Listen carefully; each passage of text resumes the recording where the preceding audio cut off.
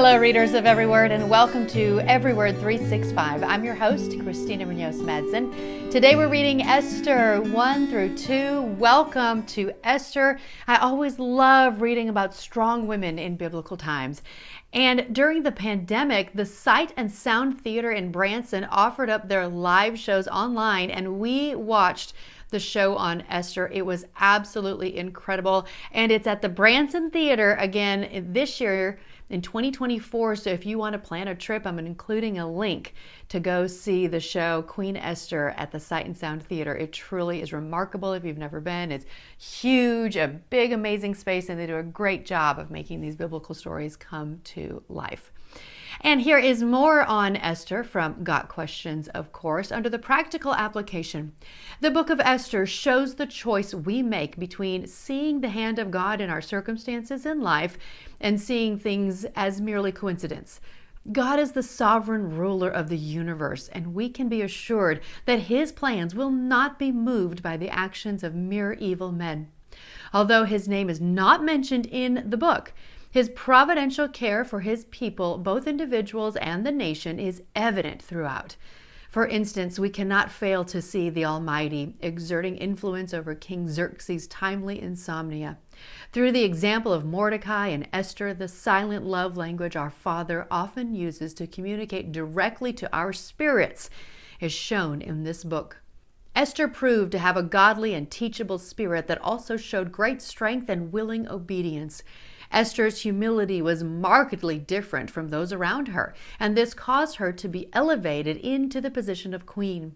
She shows us that remaining respectful and humble, even in difficult, if not humanly impossible circumstances, often sets us up to be the vessel of untold blessing for both ourselves and others.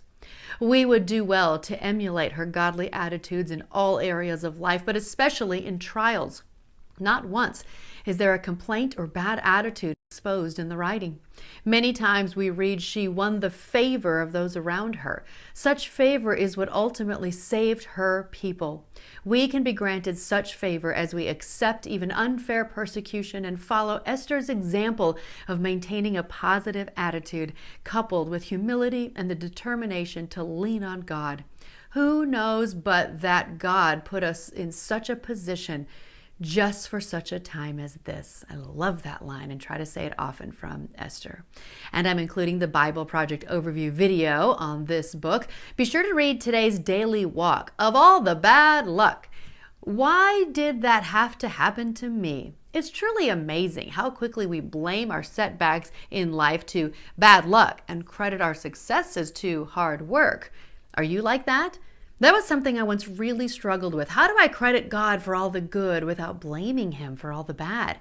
I have since come to the conclusion that Satan, not God, is responsible for the bad, although God allows them to happen to strengthen us, and that we live in a fallen world which is full of bad things / bad people. One could argue that no good things should happen, and yet they do. Why? That's God. That's why we should be so thankful for all the good and for God's hand at work even when the bad things happen. Tomorrow we continue the Esther story with Esther 3 through 4. Happy reading. This episode is made possible in part by Arkansas Filter. Arkansas Filter has been serving the state of Arkansas for over 40 years. They sell and service a full suite of commercial, industrial, and residential filters. They are also one of the largest suppliers of UV lights, gates belts, and HVAC chemicals and cleaners. They partner with HVAC and engineering firms to provide a variety of services and pride themselves on customer service both during and after the sale. For more, go to arkansasfilter.net, and we've included a link in the podcast description.